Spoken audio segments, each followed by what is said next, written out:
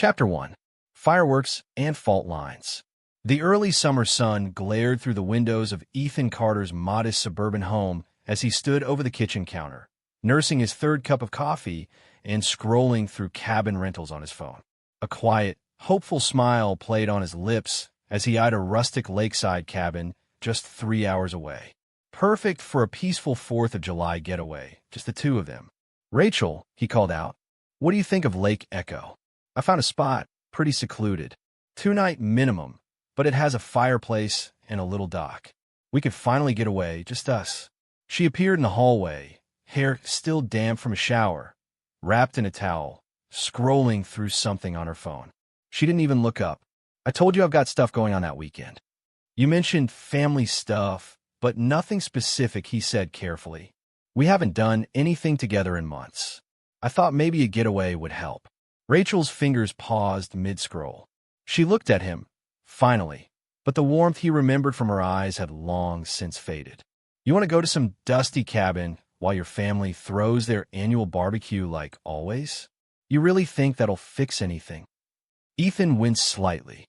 "I'm not saying it'll fix anything. I just thought it'd be nice. We've both been busy." A reset.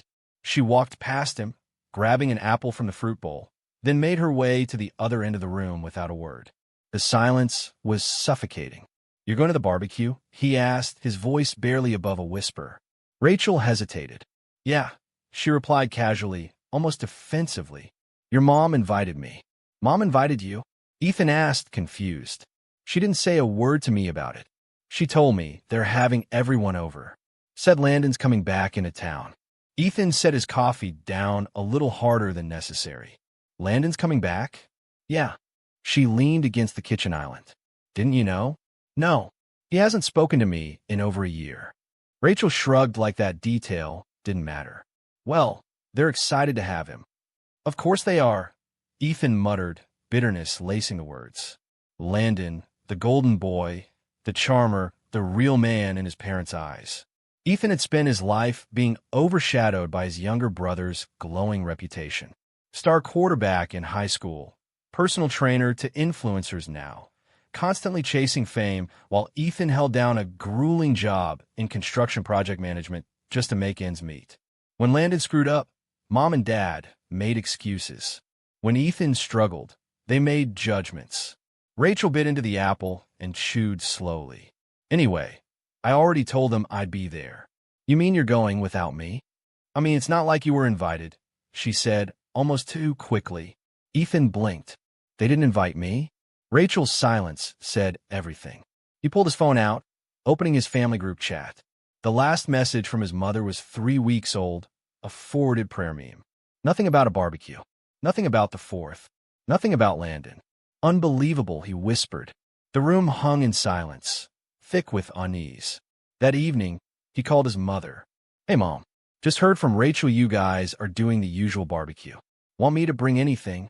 There was a pause on the line, the kind that carries too much meaning. "Ethan," her tone was tight, brittle.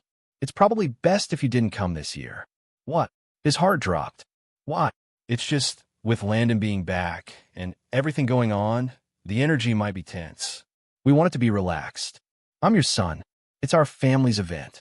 And Rachel's part of that family too," she said pointedly. Something sharp lodged in his throat. "Why does it feel like I'm the outsider here?" His mother's voice hardened. "Don't be petty, Ethan. They're in love." There it was. He felt like the ground shifted beneath his feet. "What did you just say?" She sighed as if he were a nuisance. "Don't act surprised. You've been so busy with work and keeping to yourself. You must have seen this coming." His grip tightened around the phone.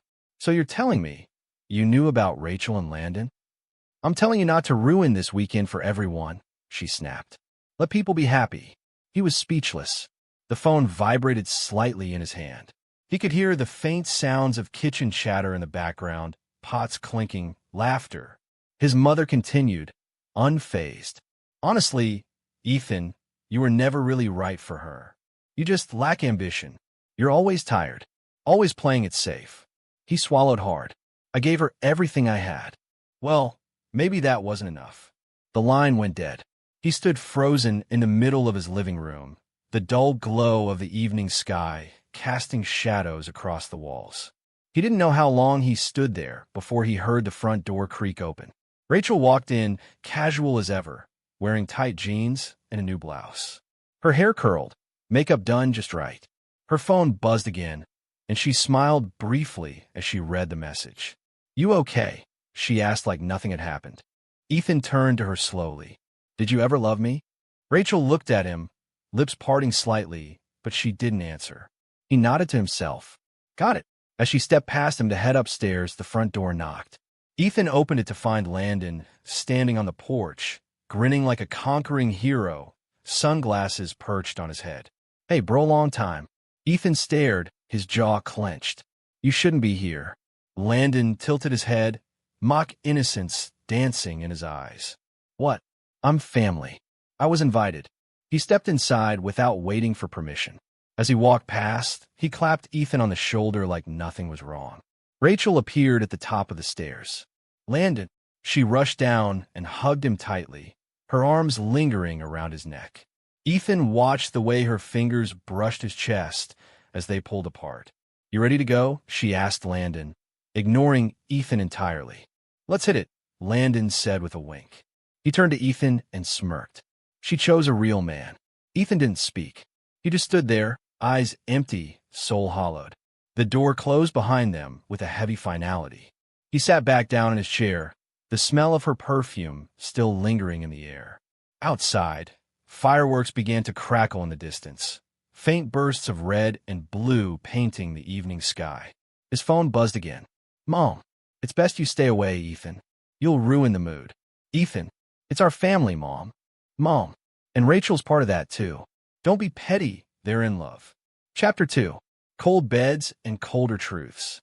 The morning light poured through the half-closed blinds, casting lines across the empty side of the bed where Rachel used to sleep. Ethan lay awake, staring at the ceiling, the sheets cold beside him. It had been 2 weeks since the 4th of July barbecue, 2 weeks since that conversation with his mother, 2 weeks since Rachel left with Landon like she had no shame, no conscience, no husband. She came home that night, late, smelling like someone else's cologne. Ethan didn't say a word. He couldn't. His voice had hollowed out somewhere between his front porch and that slammed door. Now, every morning began with silence. Ethan sat up, rubbing the back of his neck. The muscles in his shoulders ached, stress knots, his chiropractor would call them. He reached for his journal in the drawer and flipped to a page near the back. July 17th, Rachel's still distant. Her laugh's gone. The way she looks at me, it's like I'm furniture. We used to talk for hours. Now I count how many words we exchange in a day. Yesterday? 4. Don't forget the trash. Downstairs, the coffee machine sputtered to life. Rachel was already up in the kitchen. Ethan slipped on a t-shirt and walked down barefoot. The air between them felt thick with unsaid things. "Morning," he said. Rachel replied without looking up, scrolling on her phone as she sipped from her mug. She was wearing that navy blue robe, the one he bought her for their 3rd anniversary. He glanced at her phone. Snapchat. Her fingers flew across the screen, thumbs tapping fast. She smiled faintly at something, the kind of private smile that wasn't meant for him anymore. "You heading into the clinic today?" he asked. She nodded, still not looking up. "Double shift. Dr. Hastings out sick." "You've had a lot of those lately," he said gently. She finally looked up, eyes narrowing. "What's that supposed to mean?" Ethan shook his head. "Nothing. Just I miss you, that's all." Her expression shifted. "Guilt?" "No. Annoyance. I'm tired, Ethan. Working my ass off. I don't need this guilt trip." "I'm not trying to guilt you," he said, stepping toward her. "I'm trying to reach you." She pulled away before he could touch her arm. "Maybe if you were home more, we wouldn't be having this conversation." "I'm working 12-hour days, Ratch," he said, more hurt than angry. "I'm killing myself out there trying to keep this house running." Rachel turned away, setting her mug in the sink a little too hard. "That's your choice." The knife twisted a little deeper. That night, Ethan lay in bed again, staring at the ceiling. Rachel was downstairs, laughing softly at something on her tablet. He used to know that laugh. It used to be his. Now it sounded like a stranger's voice in his house. He got up, walked quietly down the hallway. Her light was still on. She was curled on the couch, earbuds in, tablet on her lap. She didn't notice him until he cleared his throat. "Hey," he said. She yanked one earbud out. "Jesus, Ethan. You scared me. Sorry. Just wanted to say goodnight." She nodded, eyes already shifting back to her screen. "Night." He lingered a moment, then went back to bed alone. The next few days passed in a haze of routine and discomfort. Ethan noticed the little things piling up. 2 showers a day. Phone always face down. Locked screen notifications. Muffled giggles in the hallway. Scented lotions she never used before. One night, he tried again. They were both in bed, her on her side, back to him, scrolling on her phone. He reached out, placing a hand gently on her hip. "Ratch," she sighed. "I'm tired. We haven't been intimate in weeks. Months, even." She set her phone down. "So, that's all you ever think about?" He sat up, frustrated. "No, that's not fair. I think about us. Our marriage. Our connection. But it's like you're not even here anymore." Rachel sat up slowly, pulling the covers around her like armor. "Maybe I'm just tired of feeling like your second job. You come home drained, expecting me to fill your emotional gaps." His mouth opened, stunned. "That's not what this is." She scoffed and turned away. "Whatever. I'm going to bed." Ethan lay back down, staring at the ceiling again, hands trembling slightly. He reached for his journal and wrote, "July 21st, I think she's cheating. Or thinking about it. Or maybe she already has. Maybe I'm the last one to know. God, how do we get here?" It hadn't always been like this. He remembered college nights under the stars, cheap wine, and whispered dreams. She used to curl into him like he was the safest place in the world. They used to laugh about how broke they were, how someday they'd have a house with a porch swing and kids running barefoot in the yard. She used to love him. He was sure of it. One night, he came home early. The job site had closed ahead of schedule due to a thunderstorm rolling in. Ethan walked into the dark, quiet house, shaking rain from his jacket. He heard the faint buzz of Rachel's voice in the living room, soft, flirtatious. "No, stop," she whispered with a giggle. "He's not home yet." Ethan's chest tightened. He stepped into the doorway. Rachel jolted upright, snatching her phone away from her face, the screen instantly going dark. "Who were you talking to?" he asked. "No one," she said too quickly, brushing her hair back like that would fix the moment. "Just watching Netflix." It auto-played a video. He walked toward her, heart pounding. "You said, he's not home yet. You're imagining things," she said, standing up. "God, Ethan, you're always looking for problems. No wonder we're like this." "Like what?" She faced him, fire in her eyes. "Miserable. Because of me?" Rachel stepped closer. Her voice dropped, cold and sharp. "Maybe if you were more of a man like Landon." Chapter 3. The party without me. The 4th of July used to mean something. Back when Ethan was a kid, it meant ribs on the grill, lemonade that his mom insisted needed just a little more sugar, and running through the backyard barefoot while Landon shot bottle rockets from empty beer bottles. It used to mean family, tradition, laughter echoing under strings of red, white, and blue lights. Now it meant silence. Ethan sat alone on the couch in his one-bedroom apartment. The air conditioner hummed faintly in the background, struggling to beat the heat that clung to the inside of the old building. His dinner, a frozen burrito and a glass of warm beer, sat untouched on the coffee table. Outside, the muffled crack of fireworks echoed across the sky, distant and detached. He turned his head slightly and looked out the window. Through the grimy glass, he could see little bursts of color painting the night in reds and blues. He reached for his phone again, thumb hovering over Rachel's name. 7:42 p.m. Ethan. "You still out at the party?" "Just wanted to talk." Delivered. Nothing. He waited. 5 minutes. 10. 20. The screen stayed blank. With a long sigh, Ethan leaned back, running a hand down his face. He could feel the stubble growing rough against his palm. He hadn't shaved in 2 days. What was the point? There was no job site tomorrow. No holiday pay. Just him, a flickering television screen, and a beer that tasted like regret. He tapped into Instagram. A mistake, but one he couldn't stop making. His stomach sank as he saw the first post at the top of his feed. At Mama Carter. So happy to have the whole family together again. Family first 4th of July love. It was a group photo. Rachel stood next to Landon. Her hand was on his chest. His arm was wrapped tightly around her waist. They were both smiling, and behind them, his parents beaming like proud royalty. His mother held up a glass of wine. His father gave a thumbs up. Ethan was nowhere in sight. It looked like he never existed. He clicked on the photo and zoomed in.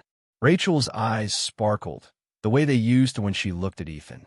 Her lips curled upward, not the forced smile she'd worn at home for months, but the kind of warm, natural grin that came from being exactly where she wanted to be. With Landon, Ethan dropped the phone onto the couch and stood up, pacing the room. His fists clenched at his sides.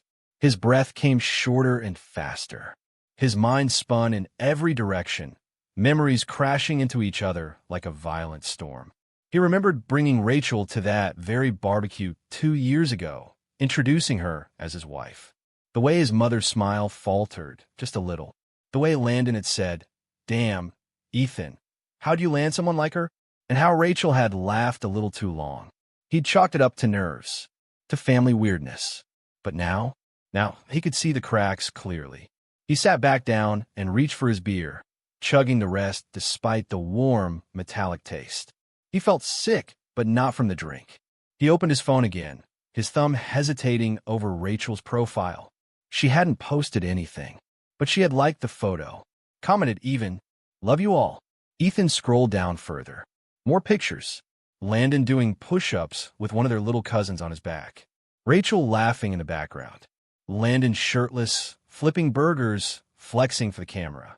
Rachel in a sundress, his favorite sundress, posing with a sparkler. His hand trembled as he set the phone down again. The world had moved on without him. His world, his wife, his family. His phone buzzed. A voicemail. Not Rachel. His father. Ethan hesitated before tapping play. The voice that came through was familiar, too familiar. Stern, cold, laced with disappointment the way whiskey is laced with bitterness. "Ethan, I figured you'd be sulking, so let me just say what no one else will. You need to stop acting like a victim. You just don't have what it takes to make her happy. Landon does. That's reality." The message ended. No apology, no empathy, just facts according to his father. Ethan stared at the phone in disbelief. A strange numbness crept up from his chest, spreading outward like frost. That was it.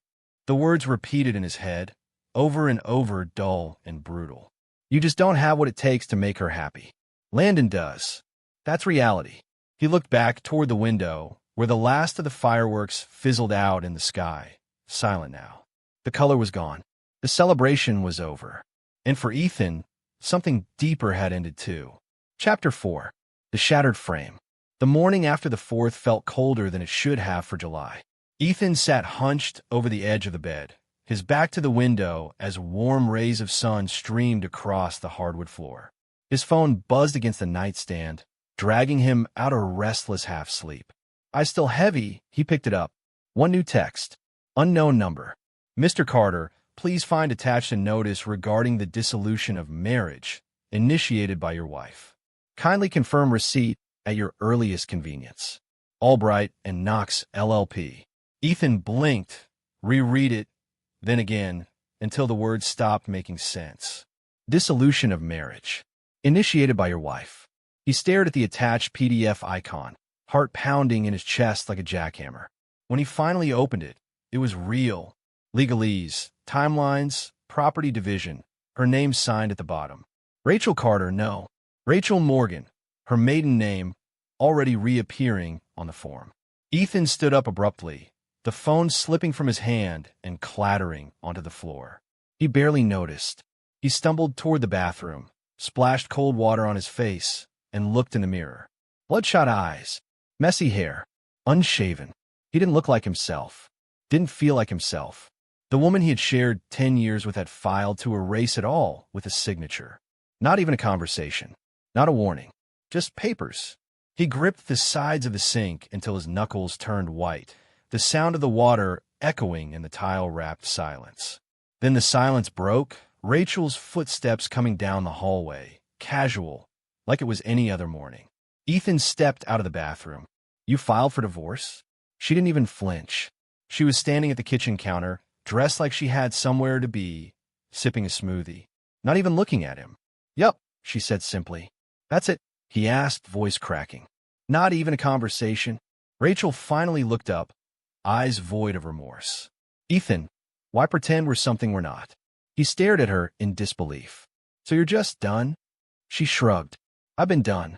The paperwork just makes it official. His voice rose. Then why didn't you leave sooner? Rachel gave a bitter little laugh. Because it was easy here. Comfortable. You paid the bills, stayed out of the way. I didn't even have to fake affection most of the time. The words hit like a punch to the gut. Ethan took a step back, jaw tightening. You're unbelievable. Am I? She said, voice calm. I just stopped lying. You should thank me. No, he said sharply. What you did was cowardly. Filing for divorce behind my back. Running off with my brother. She rolled her eyes. Don't turn this into a morality play, Ethan. You knew things were over. You just didn't want to face it. I didn't know this, he snapped. I didn't know you'd cheat on me. That you'd betray me with someone I trusted. Rachel leaned on the counter, arms crossed. Trusted? Please. You never saw Landon clearly. You were always jealous of him. Bitter. Ethan stepped forward, barely able to contain the fury behind his voice. He's my brother. And I'm not your property, she retorted, lifting her chin. I get to choose who I want. So you chose him over me? I chose me, she corrected. And Landon? He sees me. Respects me. Ethan scoffed. He's using you. Then maybe I prefer being used by him over being invisible with you. The room was dead silent. Ethan could hear the faint ticking of the wall clock above the refrigerator. It was surreal, like standing in the ashes of a home after the fire was already out. He turned away for a moment, eyes darting around the space they'd shared for years. The framed photos on the wall, the trip to Seattle, the beach day in California, their wedding day. Smiling, holding hands, looking like they had a future. He walked over to the mantel and picked up one of the frames. It was the one from their honeymoon. Rachel had her arms around him, sunglasses tilted on her head, sunlight in her smile. He stared at it for a long beat, then dropped it. The glass shattered on the hardwood floor. Rachel didn't flinch. Real mature. Why did you marry me, Rachel? He asked softly, not looking at her. If you never loved me, why say yes? There was a pause. Then came the answer, flat and brutal. Because you were easy to manipulate, she said, voice like a dagger. And you paid the bills. Chapter 5. A Brother's Knife. The smell of iron, sweat, and rubber mats hit Ethan like a punch the second he stepped in a Titan gym. Weights clanged in the distance. Hip-hop pulsed from overhead speakers, blending with the rhythmic grunt of lifters pushing themselves toward personal bests. But none of that mattered. Ethan wasn't here to train. He was here for answers, or maybe just blood. He walked past rows of flexing, grunting gym goers, eyes scanning for the man who had shattered what little he had left of a life. There, near the squat rack, Landon, shirtless, of course. His sculpted frame glistened with sweat as he leaned in close to a young brunette who was clearly more interested in his abs than her reps. She laughed at something he said, giggling and brushing his arm with a coy smile. Typical. Ethan approached, jaw clenched, heart thudding in his ears. He stopped a few feet away and waited, silent, until Landon finally noticed the heat of his stare. Landon turned slowly, pulling out his earbuds. Ethan? Wow. Look who finally decided to lift something heavier than a clipboard. Ethan ignored the jab. We need to talk.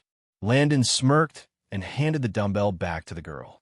Rain check, Lexi, he murmured, then turned to Ethan and wiped his face with a towel. What's up, bro? You look like hell. Let's take this outside, Ethan said, barely restraining the venom in his voice. Landon raised an eyebrow. Why? You gonna swing at me in the parking lot like a caveman? Try me. That got Landon's attention. With a slow shrug, he followed Ethan through the back exit and out into the lot. The late afternoon sun beat down on cracked concrete. A few gym members loitered nearby, smoking or stretching, but no one paid them much attention. Ethan spun around the second the door closed behind them. You really think you can just take what you want and walk away smiling? Landon gave a lazy chuckle. Dude, you gotta stop being so dramatic. You make it sound like I mugged you at gunpoint. You stole my wife. I didn't steal anything, Landon said, arms wide. She came to me. That's the difference. Ethan stepped forward. You knew we were married. You knew I loved her. You didn't care. Landon rolled his neck, unconcerned. She chose a real man. Bro, get over it. The words dug in deeper than Ethan expected. His fists clenched at his sides, trembling with rage. I broke my back for her. For this family. While you disappeared, chasing sponsorships and Instagram fame. Right? Landon said mockingly. And you got yourself a nice little prison sentence called marriage while I was out living. Ethan shook his head. You had everything handed to you, Landon. Mom and Dad bailed you out every time you screwed up. They covered for you, encouraged you. Meanwhile, I worked 2 jobs to put food on the table. Landon stepped in close, a little too smug, a little too relaxed. You had her. You just weren't man enough to keep her. That was it. Ethan shoved him hard. Landon stumbled back a step, but recovered fast, laughing, arms raised. There he is. There's that famous Carter temper. No wonder she got bored of you. You're a damn ticking time bomb. I was your brother, Ethan said through gritted teeth. I trusted you. I defended you. When Dad said you'd never grow up, I told him he was wrong. Landon's eyes narrowed. Don't bring Dad into this. He knew the truth a long time ago. He saw it before you did. What truth? That Rachel never respected you, Landon said, voice hardening. Hell, Mom knew too. She always said you were too soft, too small time. You wanted a quiet life and a white picket fence while she was dreaming about something bigger. Ethan turned away, taking a few steps before slamming his fist into a concrete pillar with a dull thud.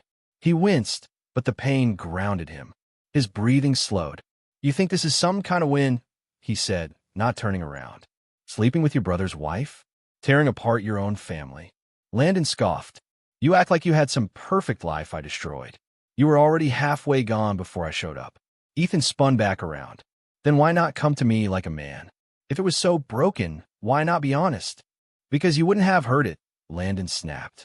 You would have done what you're doing now, sulking, crying victim, blaming everyone but yourself. A long silence followed. The 2 brothers stared each other down, decades of resentment boiling over in the space between them. Flashbacks flickered through Ethan's mind like a cruel slideshow.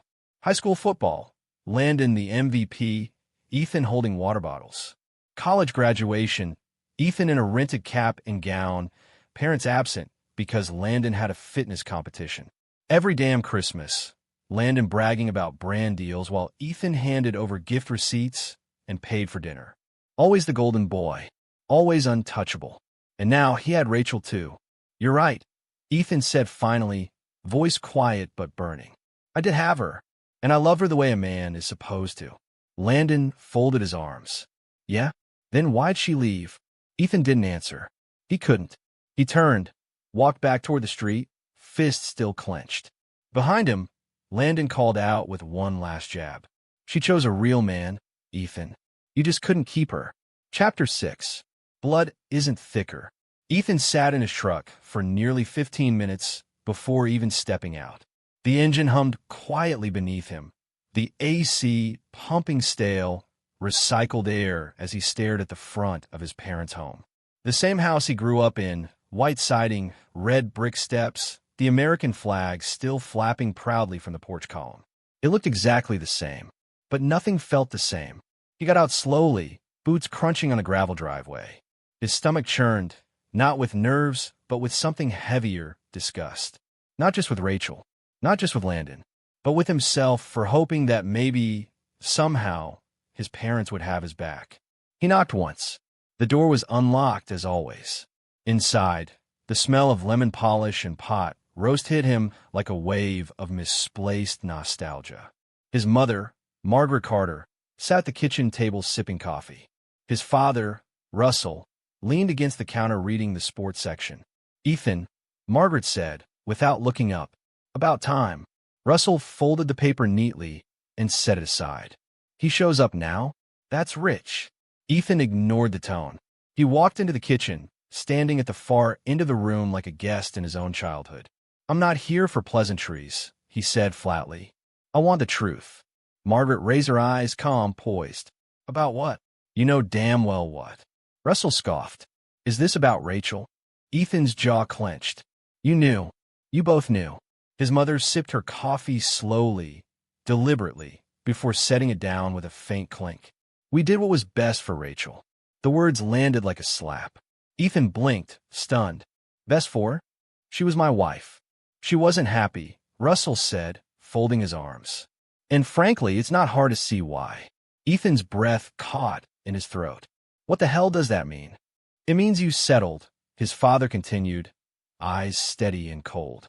You had potential, but you chose safe. Mediocre job, small house, no kids. You just coasted. Rachel wanted more. I gave her everything I had, Ethan said, voice shaking. And it wasn't enough, Margaret replied, cool and emotionless. Ethan took a shaky breath, his fists clenched at his sides. So you covered it up? For how long? Months? Years? Neither of them responded right away. He took a step forward. You covered their affair for years, didn't you? Margaret's eyes didn't even flinch. What if we did? She said. They're in love. Ethan staggered back a step, like the air had been knocked from his lungs. In love? He said bitterly. Is that what you're calling it? It's not ideal, Russell admitted, but life isn't black and white. Sometimes people end up where they belong, even if it's messy getting there. No, don't twist this into some Hallmark nonsense, Ethan snapped. She cheated. He betrayed me. You betrayed me. And you act like it's a moral victory. His mother stood now, calmly folding her napkin and setting it aside. Don't be so dramatic, Ethan. You always were too sensitive. You hold on to things. You brood. I trusted you, he said, voice breaking. Russell walked around the counter, hands in his pockets. Let's be honest, son.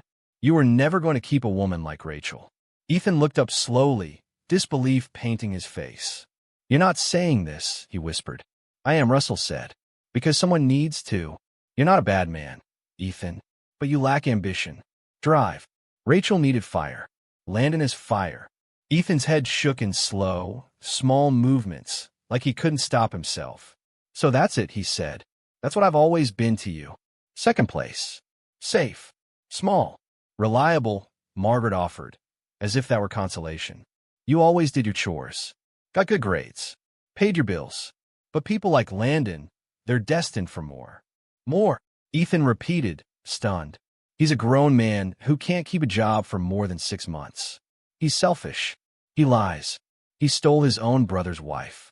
Margaret gave a long-suffering sigh. Rachel wasn't stolen, Ethan. She left.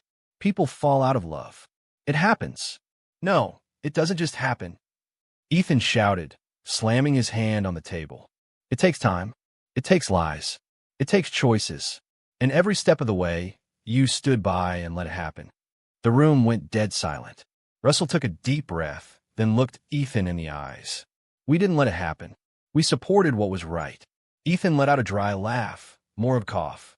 What was right? He looked around the room again. The place that had shaped him. Taught him to speak with respect. Taught him that hard work mattered. That loyalty mattered. But none of that had ever earned him their love. Not really. He was the dependable son. The spare. The one who paid his own way while Landon wrecked cars and racked up bail. Now, finally, it all made sense. I used to wonder, Ethan said softly, why I never felt like I belonged in this house. Why it always felt like I had to earn your love while Landon just got handed it. He looked up at his mother. It wasn't me, was it? It was never me. Margaret's gaze didn't waver. Sometimes, a mother has to choose what's best for the people she cares about. Ethan laughed again, no humor in it. You never cared about me. You cared about what you wanted me to be. And when I wasn't him, you gave up. Russell stepped forward, tried to reclaim the high ground. You can play the victim all you want, son, but it won't change the facts. You lost her. That's on you. Ethan turned, walking to the door with slow, deliberate steps. He stopped with his hand on the knob. Blood isn't thicker, he said quietly. Not when the blood turns its back on you. He opened the door. The air outside hit his face like a slap, warm and heavy. Still summer. Still the same sun and sky. But he wasn't the same. He closed the door behind him, and with it, a chapter of his life. Inside, Russell and Margaret didn't even move. Mom, we did what was best for Rachel. Dad, you just lack ambition. You're not good enough for her. Ethan, you covered their affair for years, didn't you? Mom, coldly, what if we did? They're in love. Chapter 7. Burn it all down. The silence inside Ethan's house was no longer peaceful. It was suffocating. Once, it had held echoes of laughter, the scent of Rachel's favorite vanilla candles, the rhythmic clinking of wine glasses during long Sunday dinners. Now it just smelled of stale drywall and betrayal. Ethan stood in the middle of the living room, holding the manila envelope in his hands, divorce papers, still unopened, despite knowing exactly what they were. He didn't cry. He had cried all his tears. What was left was something colder. He looked around the house at the photos still hanging. A framed picture of their honeymoon in Hawaii. Rachel kissing his cheek while he squinted into the sun, dumb and smiling. He pulled the photo down. The frame cracked as it hit the floor. Then he did it again with another and another. Soon, a pile of shattered glass and smiling lies lay at his feet. He stood there breathing heavily, then walked to his laptop, opened his email, and typed. Subject: Goodbye to Mom, Dad, Landon, Rachel, thanks for nothing. He hit send without reading it back. Then he picked up his phone. He called his boss. Hey, Ethan, his boss answered cheerfully. Look, I wanted to talk to you about... I quit. Ethan interrupted. A pause. Wait, what? I quit. Effective immediately. I'm done. Ethan, hold on. Is this about your leave request? I can shuffle some things around. I'm done. His voice was low, steady. Thanks for the years. I need to go. He ended the call. Deleted all work contacts. Turned off his phone. The next 2 days were a whirlwind of detachment. He walked into the local realtor's office and said, I'm selling the house. I don't care what it's worth. Make it fast. He drove to the bank and liquidated his savings. Every last cent closed the joint accounts. Paid off his truck in full. He took only what he needed. Clothes, a notebook, a small lockbox with his dad's old pocket knife, and an old photo of himself from high school, before the world had tried so hard to change him. He left everything else behind. The couch they bought together, the dishes she picked out, the mattress that still held her perfume. He didn't even bother locking the door. Ethan drove west. No map, no plan. He crossed state lines, listening to static-filled AM radio and the low hum of tires on asphalt. The farther he got from his past, the more his chest loosened. In Arizona, he stopped at a roadside diner and ate the best burger he'd had in months. The waitress was in her 50s, called him Han, and poured coffee without asking. She didn't know him, didn't know Rachel, didn't know how much his life had crumbled. It felt like peace. In New Mexico, he found a cheap motel where the walls were paper-thin and the sheets scratchy, but he slept like a corpse. No nightmares, no texts, no expectations.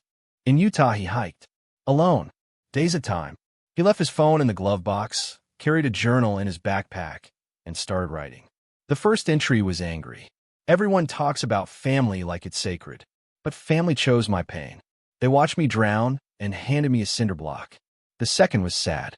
Was I really so easy to leave? So forgettable? The third was different. I don't need them to remember me. I just need to remember myself. And slowly, something inside Ethan began to shift. He joined a gym in a dusty mountain town with a name he couldn't pronounce. Paid cash up front. The manager raised an eyebrow, but shrugged. At first, he barely lasted 20 minutes. But he kept going. One day turned to 3, then a week, then 2. He didn't train to punish himself. He trained to build. Muscle grew where there had been soft resignation. Strength bloomed where betrayal had emptied him. He read constantly philosophy, psychology, Stoic meditations. He scrawled quotes into his journal. It is not things themselves that disturb us, but our opinions about them. Epictetus, sometimes letting things go is an act of far greater power than defending or hanging on. Eckhart Tolle, he thought about the lies he believed, about the years he'd spent sacrificing everything for people who never respected him. One night, after a long hike, he wrote, I used to think my value came from how much I gave. But giving everything to people who take without love is just a slow form of suicide. One morning, nearly 3 months after he left, Ethan stood at the edge of a cliff, the sun rising behind him. The view stretched for miles, red rock, endless sky, quiet wind. He exhaled deeply, closed his eyes. There was no noise, no echoes of Rachel's laughter. No condescending advice from his father. No smug smirks from Landon. Just the wind. He opened his journal again. The final page was blank. He clicked his pen, wrote slowly.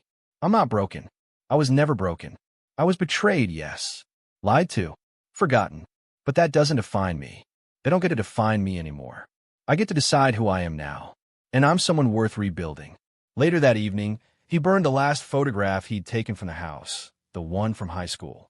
It felt symbolic. Not because he hated that version of himself, but because he was no longer him. He tossed the photo into the campfire and watched the edges curl and blacken, swallowed by flame. And for the first time in years, he smiled. He hadn't just walked away from Rachel or his family. He had burned down the entire life they built around him. Not out of rage, out of clarity. He was done being the dependable son, the invisible husband, the man who never asked for anything because he thought love had to be earned through pain. No more. He sends a single email to his family. Thanks for nothing.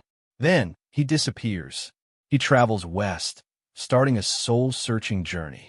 Begins journaling, getting into shape, reading philosophy, slowly rebuilding self-worth. Chapter 8. The Rise of New Man. The air in Colorado smelled different, cleaner, like pine and promise. Ethan parked his truck outside a small cabin nestled just beyond the edge of town. The roof was half finished, a new stack of cedar shingles waiting beside the steps. He grabbed his tool belt from the back seat and slung it over his shoulder, walking toward the porch as the morning sun lit up the mountains in the distance. 6 months ago, he would have called this place the middle of nowhere. Now it was home, not just the cabin, the life. He ran his own business now. Carter Restoration Company had started with a flyer on a diner corkboard and a few odd jobs for locals needing fence repairs. Now he had steady contracts, mostly custom cabin renovations for wealthy Denver weekenders. He wasn't rich, but he made enough, and every single thing he earned was his. The man in the mirror now had lean muscle, clearer eyes, and posture that carried a weight that had once crushed him. He looked people in the eye. He spoke slower, firmer. The old Ethan, the silent, overworked husband, felt like someone else's memory. He was sanding the deck railing when he heard the crunch of gravel behind him. He glanced back, already knowing the sound of that little hybrid car. "Morning, Ethan," came a familiar voice, soft, melodic, with the casual confidence of someone who wasn't trying to impress. "Hey, Jenna." She stepped out of the car, clutching a canvas wrapped in brown paper. Her red hair was pulled back in a messy bun, a smear of green paint across one cheek. Her jeans were spattered, her fingers still stained with color. She always looked like she belonged in another time, wild, free, and vivid. "You said you needed help picking stain colors for the entryway," she said, holding up the canvas like a peace offering. "I brought samples." He chuckled, setting the sander down. "Do I get to pick, or are you just going to talk me into the one you already love?" Jenna grinned. "I'll pretend to care about your opinion. That's called growth." They sat on the edge of the deck, unrolling the canvas to reveal 8 painted wood panels. As she explained undertones and texture, Ethan listened, not just to the words but the way she said them. Animated, thoughtful, passionate.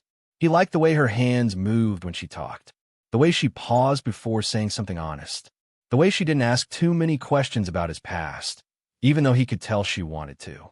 They'd met at a local arts fair 3 months ago. She was selling abstract landscapes. He was buying scrap wood for a mantelpiece. Their conversation had been accidental. The connection wasn't. Jenna was divorced too. A few years older. No kids. No games. Just kindness and sarcasm wrapped in paint-stained fingers. At first, Ethan kept his walls high. Friendly. Polite. Distant. But she didn't push. Just showed up. Kept showing up. Sometimes with tea. Sometimes with books. Sometimes with nothing but time. "You're thinking too much again," she said now, nudging his shoulder gently. "Am I?" She nodded. "You get this look when your brain's chewing on something, like it's grinding its teeth." He smiled faintly. "Old habits. Want to talk about it?" He looked at her. Really looked. She didn't need him to.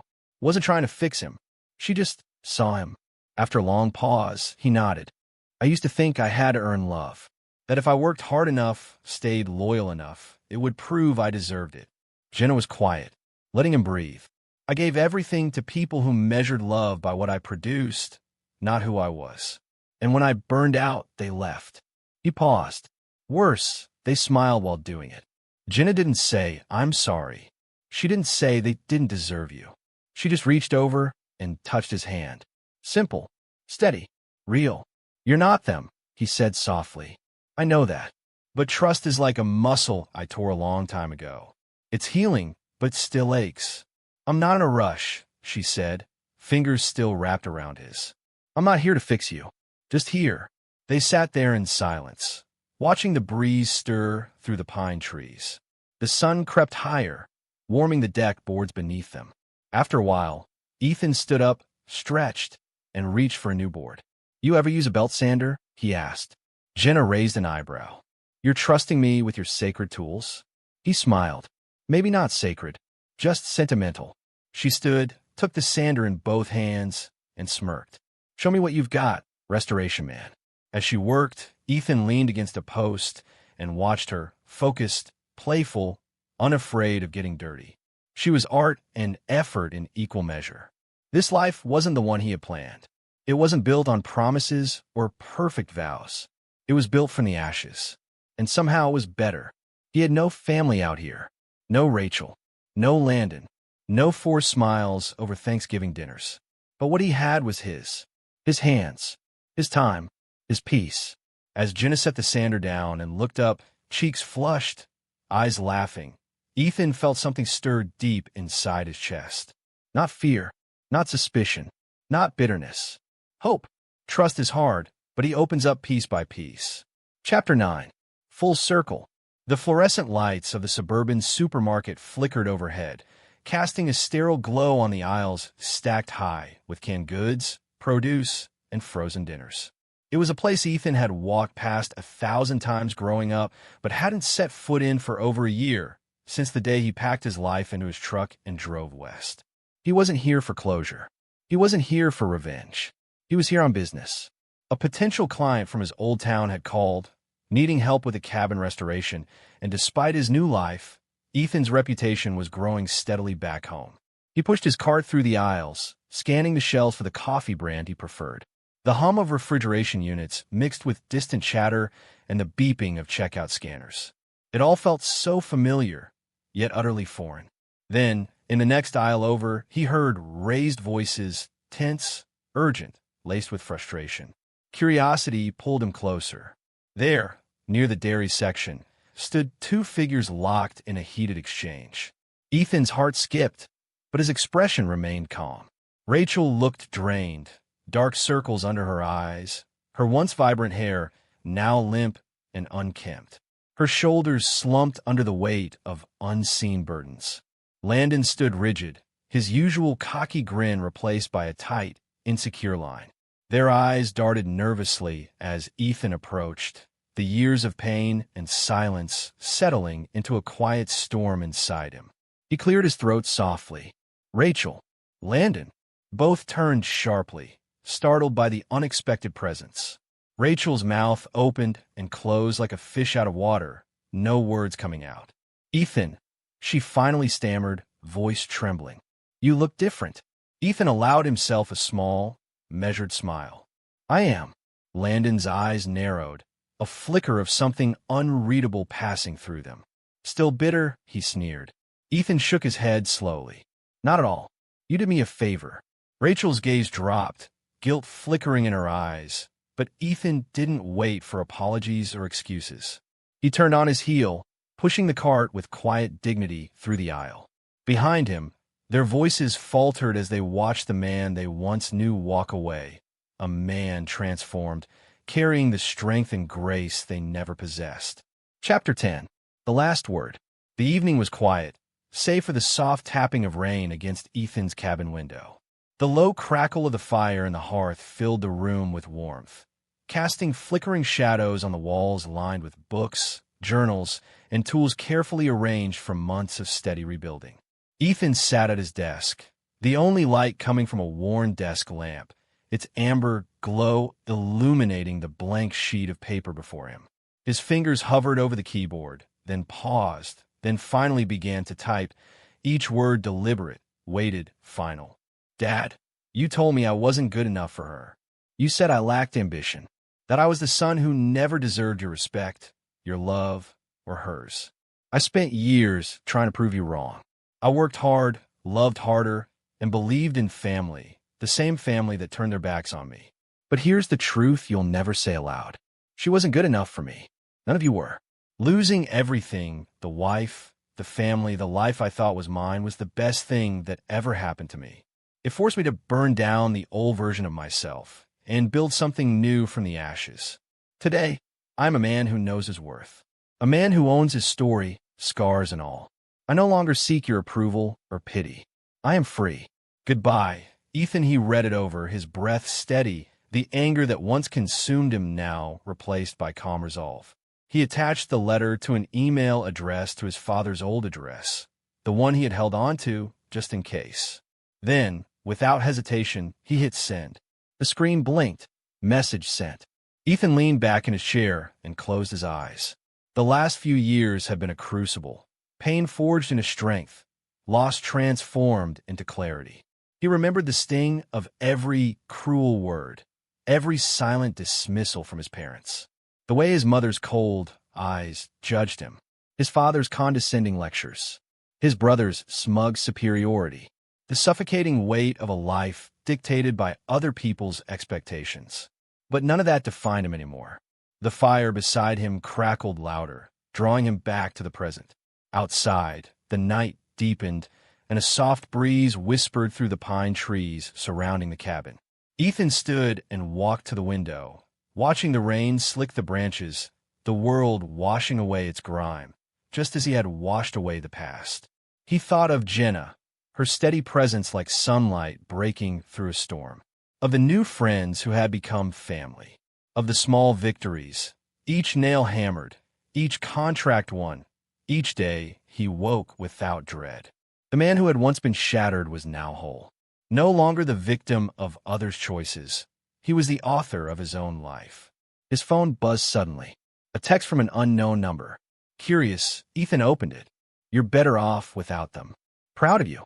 He smiled, recognizing the voice without words. "Jenna." Ethan set the phone down, walking outside onto the porch. The rain had stopped, leaving the world fresh and silent. Stars began to peek through the clearing clouds. He took a deep breath, feeling the cool night air fill his lungs. Some betrayals don't break you. They set you free. And for the first time in a long time, Ethan was truly free.